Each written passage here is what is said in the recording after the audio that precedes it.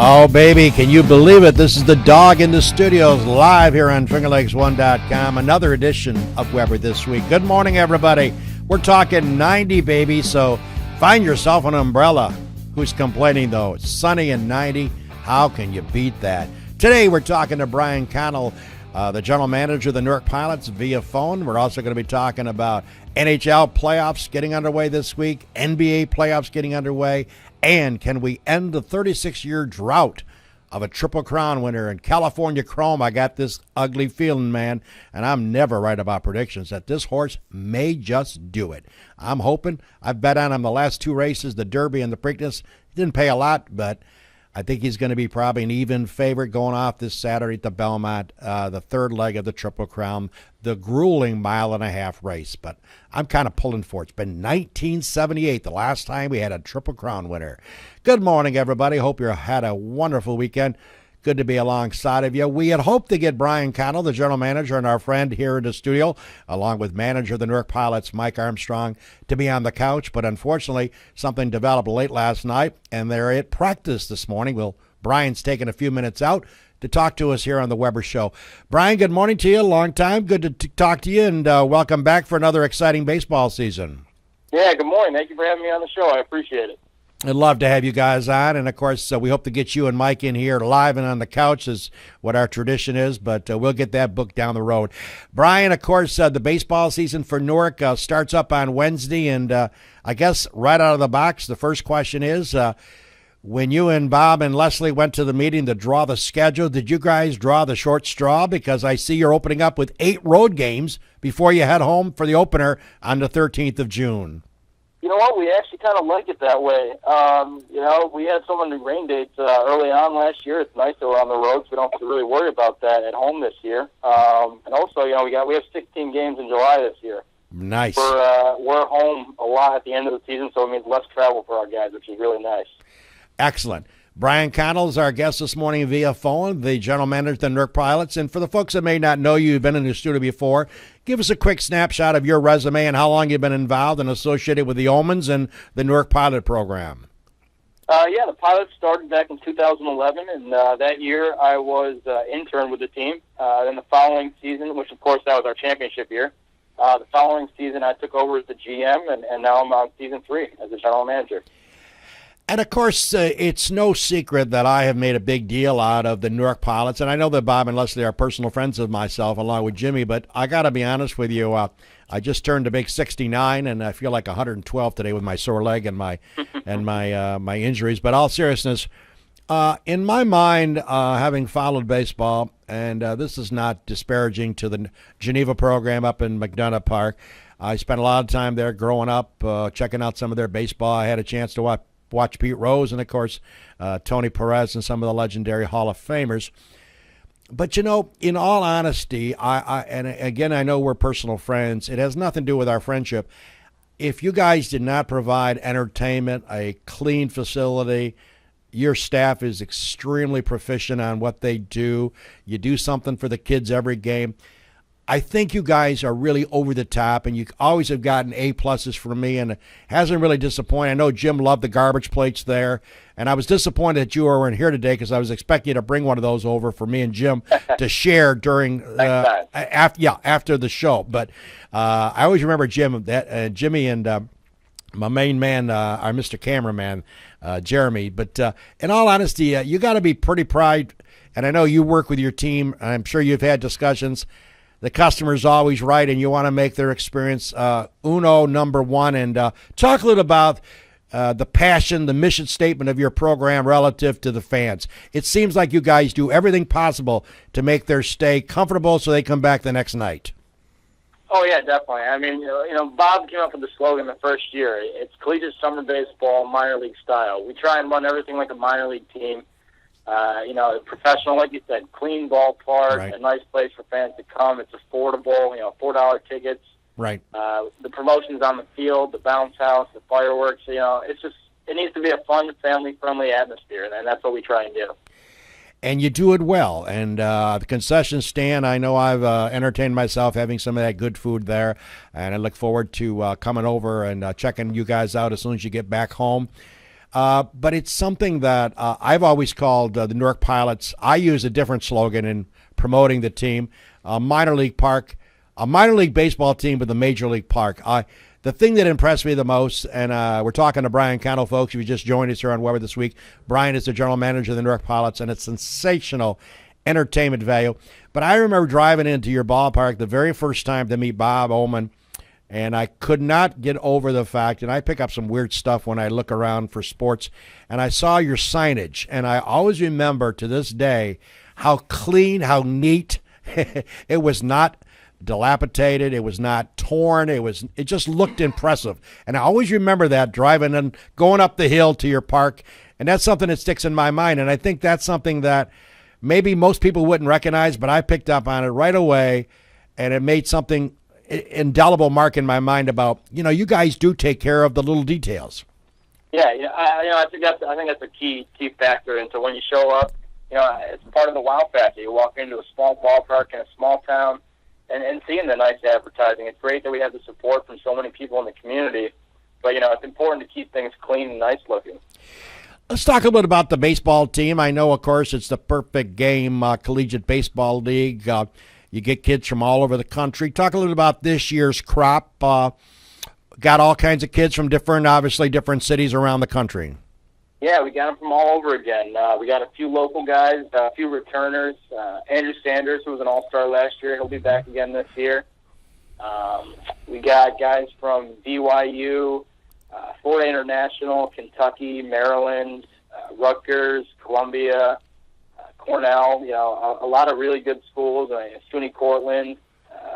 It's a great group of guys, and what we've seen so far from them has been amazing. I mean, we had a scrimmage here at the ballpark last night, a little inter-squad, and we got some guys that can really hit the ball and some guys that can really throw it hard too. Well, that's a good recipe, good combination for good success. Mike Armstrong, who was going to join us this morning, the manager, give us a little capsule of Mike and how long he's been with your program and how's he doing?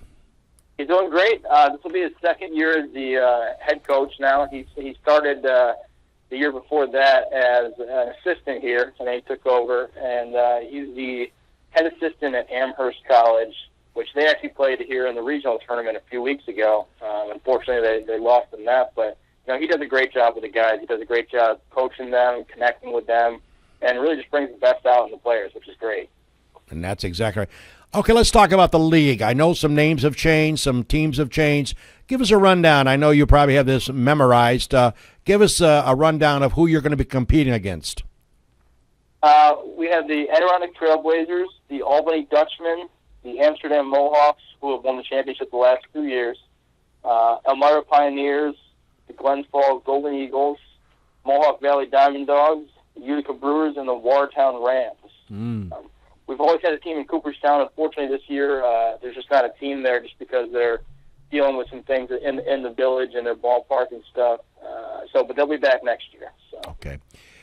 And, of course, I think people don't realize these are college kids. They come in.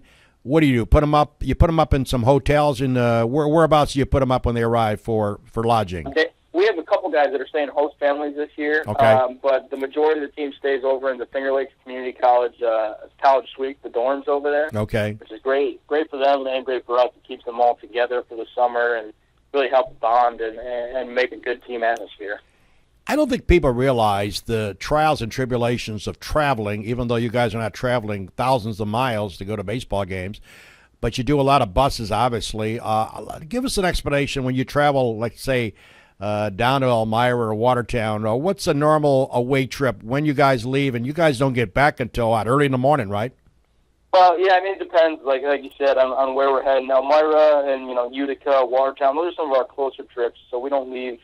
We usually leave here around probably 2:30, get there a few hours before the game to hit and do infield, outfield.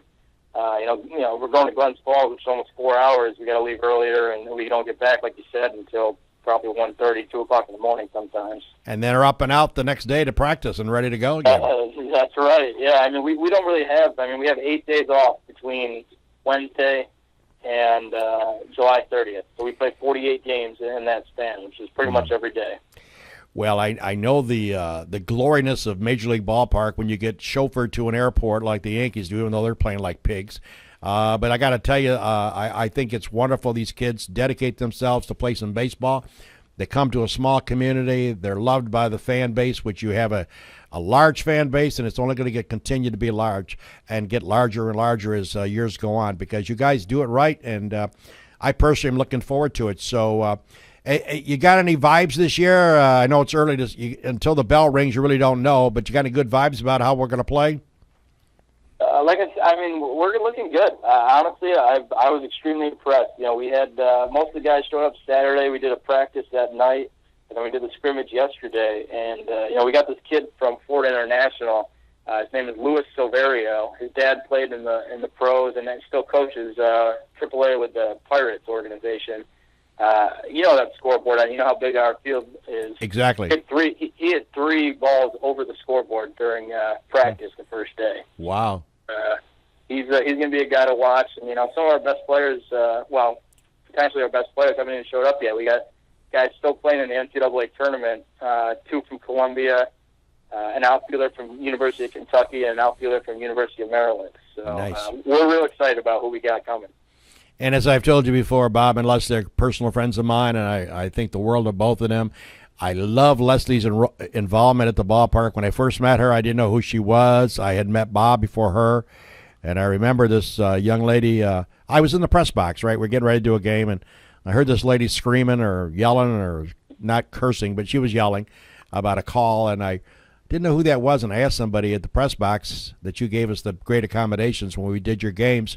And you said, that's Leslie Holman. She really gets into it, and I admire that. I love the spunk. I love the attitude. I love the let's win this one for the Gipper, and I just think it's wonderful how she leaves her heart on the field for every single game, and that's great.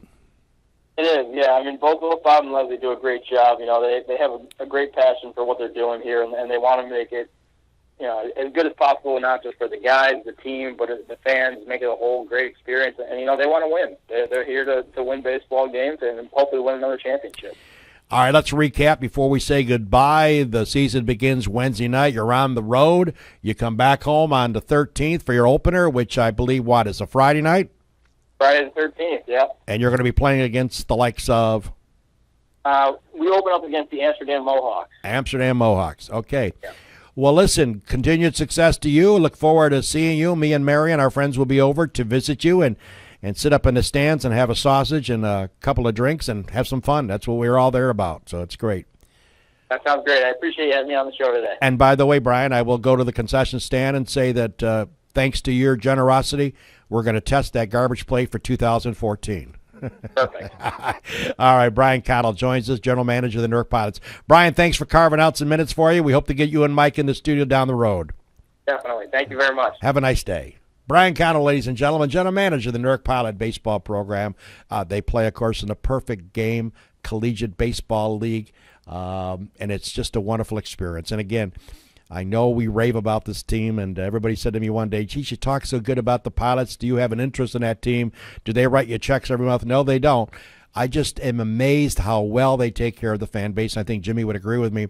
They make them uno number one. Right, Jimmy? Yeah, I mean, as far as a town like Newark to have a franchise like that, amazing. And a place for people in the community to go in the summer to enjoy a ball game. It's great. It is. It's fantastic. Sandy and Gene Lopez are good friends of ours, and we always make a couple of trips over to Newark. Well, I go over more than a couple of times a year, but they always go with my wife Mary and Sandy and Gene, and we always make a night of it and eat a lot of food and just have a great time yelling and screaming, rooting on the Pilots. So, again, folks, check out the Newark Pilots. Again, a minor league baseball team at a major league ballpark. That's Colburn Park.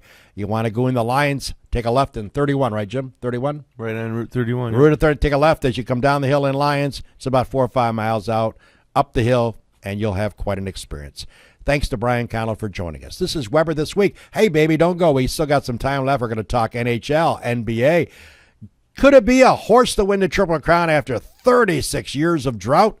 We'll talk about that. Coming up, let's hear from our great sponsors that make this show possible. Eagle Lake National Bank. Bill Ryan and his team for all of your banking needs. Offices in Union Springs and Aurora. fine sponsor of this show for over 30 years. DA Liquor, Seneca Falls. Amy Padula and her great team will find that right spirit for you every time. Tell Amy the dog sent you. Steve Wadhams, Wadhams Enterprises, your employer of choice. Proud supporter of this show and local athletics. Bob and Leslie Ullman, owners of the Ullman Theater in Lyons, as well as the Newark Pilots, a minor league baseball team with a major league ballpark. Lizard's Tailgater Lounge, Waterloo. Best mott sticks around, where you can enjoy a drink and some laughs. SenecaFallsCountryClub.com. Awesome 18-hole layout, offering a 12-month payment plan. Home of the toughest par 4 in central New York. Wilson Press, WPress.com. Seneca Falls. Rich Ricky, my good friend, and his team can handle all of your printing and mailing needs. Rich Ricky, Wilson Press, a fine sponsor of Weber This Week. We're back. The Dog with you here on a Monday, June the 2nd, 2014. You know, we had a miserable winter, didn't we? And the Lord is praising us a little bit, giving us a little bit of his magic to get us some nice weather. Expecting some rain maybe tomorrow. You know, playing some golf. I know Jimmy's the president of our club, Seneca Falls Country Club. This is a time where we could use a little shower. Not a deluge, but, you know, Jimmy, a little rain wouldn't hurt. It's, you know, kind of dry now. Oh, yeah, we get a ton of rain to start the spring, and then it doesn't rain for like 10 days straight. Well, we could use a little rain now. We can handle it. We can handle it. So, and by the way, you know, Seneca Falls Country Club, a fine sponsor of this show, and Jimmy and his board of directors representing the club do a wonderful job putting the pieces together down there, trying to make it. But you know what? I played a lot of golf down there. I've been there 16, 18 years. I had to withdraw 2 years of a back issue, but folks, it's a great deal, man. It's a great deal. I know I keep telling you this. You know, we're talking what, $1,100 plus tax, or $1,200 plus tax, $1,296. Here's the beauty: if you weren't a member in 2013, you can still join. $1,296. That includes your tax. Here's the deal: if you're a single, you got to not have played last year as a member. You get a cart. That cart is so vital. I went down last week, played 4 holes. I had to run somewhere with Mary. I said, I'll be right back. I went down for like 45 minutes, played 10, 11, 12, 13, and came in, got back in my cart. And that's the beauty of having a cart. You can go out and play 3 holes or 75 holes or 120 holes. Just keep driving. If you don't join, it's a beauty. You got 3 friends, $100 foursome, $100 I'll golf with cart anytime except for weekends before noon. And by the way, great reciprocals as well. Got some nice reciprocals. Myself and Johnny King and Brad Jones will be participating. We always try to go to Radisson and Clifton and a few of those places. So it's a great deal, folks. So if you haven't made a decision on your golfing for this year, I recommend strongly give consideration to Seneca Falls Country Club. And by the way, their number is 315-568-2676. You can talk to Marilyn or Mike, the general manager. They'll set you up. All right, Jimmy, lots to talk about in a few minutes. We got about 8 minutes left. California Chrome, 1978. The last time Affirmed won the Triple Crown, and it's a grueling achievement. Of course, the Derby the first Saturday of May, then 2 weeks off before the horse has to run again in the Preakness, and then 3 weeks off. And then they got to run this Saturday, June 7th, New York, Belmont. There'll be 130,000 people jammed in those stands. Could history happen? I have a hunch, and I never write about predictions. I used to keep track when I was doing WSFW Weber on Sports. I used to track every year how I would do because I'd always make stupid predictions on every show. I was wrong 86% of the time. I don't see a Triple Crown happening only because, you know, we've been here before in recent history with Big Brown and Smarty Jones. Oh, yeah, I know. And this race is so much longer than the other ones. Yep. There is a little gap in between the last race and this one. Yeah. I mean, they're all pretty compact into the same time of year. All right. But yeah, it just, you know, you think after a horse is dominant in those first 2 that they'll probably do well, but it just doesn't happen. I like it for 2 reasons. The crop is not that strong. He doesn't have a lot of superb competitors, meaning I don't see 2 or 3 horses that are in the same stratosphere as he is as a racehorse. He's got a kick on the top of the stretch that he's shown the last 2 races. My thinking is the jockey has been able to rate this horse, and also they've given him the able to open up his nostrils. They agreed to put that nasal strip on him. There was some question whether Belmont, the New York Racing Association, how stupid would they have been to say no when the horse doesn't show up? Come on. It doesn't give a horse any advantage. This nasal strip does not make the horse run faster. And there was some doubt, well, the New York Racing Association, they have to give approval. Well, they did. Thank God. How stupid would they have looked if they had said no? You're trying to tell me you're not going to have the horse come to New York for the Triple Crown? So we don't have to worry about that. I just got this feeling. I watched this horse, and Jimmy, he's been sitting third or fourth at the Preakness and at the Derby. And with the Belmont, I don't care if he's laying fifth or sixth down the backstretch. It's a mile and a half, folks. It takes forever. And then if he's got that kick that he's always shown in all his races, I think it's night-night. You know, good morning, good afternoon, good night. I got this gut feeling. I hope it happens. I'd love to see it. No, we're due for one. Yep. All right, Jimbo, let's talk about the NHL. Gary Bettman, I do watch a little of the playoff hockey. They get some intensity level. I guess if Gary Bettman, like any commissioner of any major sport, you would love to have your finals in the two major markets in this world, L.A., New York.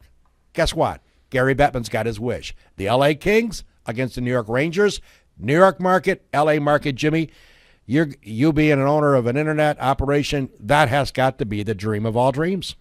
Yeah, I think it would have been okay if Chicago was in there, too, with the Blackhawks with two original 8 but L.A. and New York teams. But phenomenal. Yeah, no, it's certainly interesting, and I can't believe that it's been 20 years since the Rangers won. It just seems like yesterday that Mark Messier was carrying the cup around 20 years. The ice, and yeah, time flies. 20 years, so that's a lot. That means that a lot of Rangers fans now weren't even alive when they won that first one. If you're a younger Rangers fan, 18, 19 years old. Updating it, Jimmy. 20 years ago, I was 49.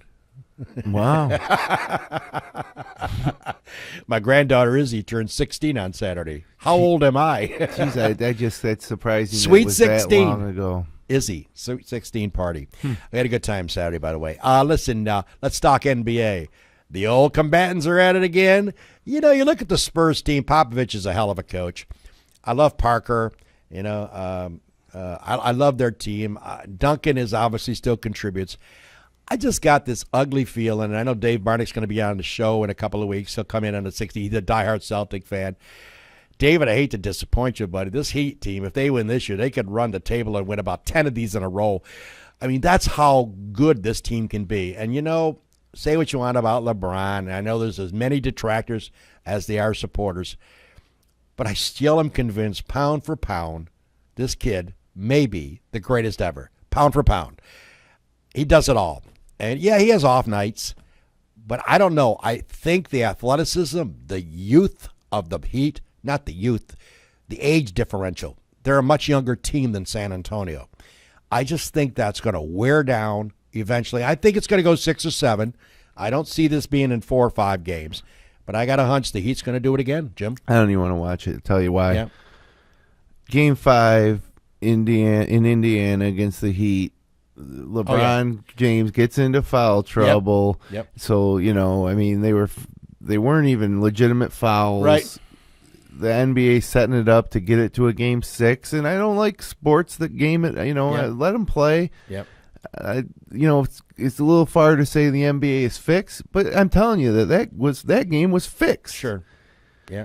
And I don't like it, and I'm surprised at the popularity of the sport, to be honest with you, because it's the regular season's boring. Yeah, it's terrible. And now when it gets good, you can't trust the results.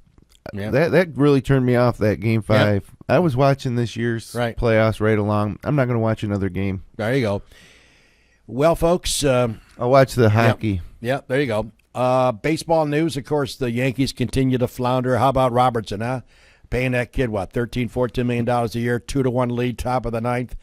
All they got, he's their ace now with Mariano retired. Yeah. First pitch, Willingham. See ya.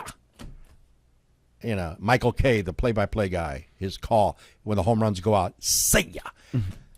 2-2. It gives up 4 more. Good night, Yankees. Folks, my wife used to watch every Yankee game, and I kind of a little bit enthused about watching them once in a while. I'll tell you what, folks, there is Houston, we have a problem. You got Sabathia. My buddy Scott Trickle can't stand him, calls him Fat Bathy, even though he's lost a ton of weight. The guy's $24 million. He's been out several weeks. I don't know if that's a good thing or a bad thing for the Yankees. They have a payroll of $240 million. Texas got the wrist action hurting again, plays a game, sits down for 2. I mean, I don't know what this team is going to bring you, Yankee fans. I know there's a lot of Yankee fans that check out the show, and I know you Yankee fans live and die with that Pinstripes organization, but I want to tell you something, folks. They're scary to me, and I don't know. I just don't know. I don't have any good vibes on that squad. Maybe they'll turn it on, but we'll see. Well, the one saving grace is Tanaka. Yep. Imagine if they didn't have him. What's he, 8-1 or 9-1? Oh my God! I think he moved to 9-1. 9-1, something like that. Phenomenal. Yeah, that was a good move, paying him all that cash. But I think the thing about Sabathia and A-Rod, remember him? I think what you're going to see is a trend that if Jim Senecrope is an owner of a baseball team, a major league team, and it's got zillions of dollars, I don't think you're going to see these 10-year deals inked in the near future, Jimmy. I just don't see it. Even though they have done a couple recently, I think owners are going to start looking at the Sabathias of the world, the A-Rods of the world. They start to wane in the last 3 or 4 years of that 10 years. Yeah. And, oh, by the way, these agents that make these bookings, a lot of that money is guaranteed. So, Sabathia, what is he going to bring to the Yankee organization? So we all know what A-Rod did before he got in trouble. Very little. It was at a point where when I was watching the Yankees play, when he'd come up the plate, I was just hoping he'd make contact. And the guy's making $28 million a year. Didn't come through very often, No, he didn't. Especially in the playoffs. Well, folks, we hope you had a good time this morning chit-chatting. Thanks to Brian Connell, the general manager. Check out baseball at Newark this year. You won't be disappointed. We might even see you there. It'll be a good time. Next week, of course, we have a couple of unique characters coming in on the couch. I call it the Mutt and Jeff Show. Well, let me tell you something. Rod Verke, who knows everything about sports, and he'll be the first to tell you, you don't want to take on Rod, because Jimmy's a good friend of Rod's, with trivia. This guy is phenomenal with trivia. He knows it all. And Joe Spazzato will come in. Joe, of course, longtime teacher, athletic director at Waterloo, legendary basketball coach and baseball coach, and a whole lot more. They will appear together. I don't know if they've ever appeared here together. Maybe they did years ago. Oh, I think maybe once. But we're having them come back for an encore. Might have to expand the show to 3 hours. They might. Oh, those guys. Yeah, we might. Rod Verke, Joe Spazzato. It's going to be hilarious. They will be on the couch next week. That'll be on the 9th. And then, of course, the 16th, my buddy David Barnick will be in. We'll hash over a lot of topics. And then the 23rd, we go to politics again. I've had Steve Churchill on. I've had the likable and the very controversial Cindy Lorenzetti. Well, guess what? 2 makes better than 1. They're both going to be here at the same time. A lot of topics at the board level, Seneca County Board of Supervisors, which I know a lot of you folks like to follow. Find out how Bob Heisen's doing as the chairman. They'll give their opinions, and I'm sure you might be interested in what they are. Should be an interesting month of scheduled dates. And again, if you'd like to come on the show and talk about your topic, just let us know here at FingerLakes1.com. I open up the green. We roll out the red carpet for you. Anything you want to talk about, keep it clean. We'll be more than glad to book you as a guest for Weber this week. Enjoy the week, everybody. Get out and play some golf, do some gardening. Hey, just have an ice cream cone. Enjoy the week, folks. That's another edition of Weber This Week, my way.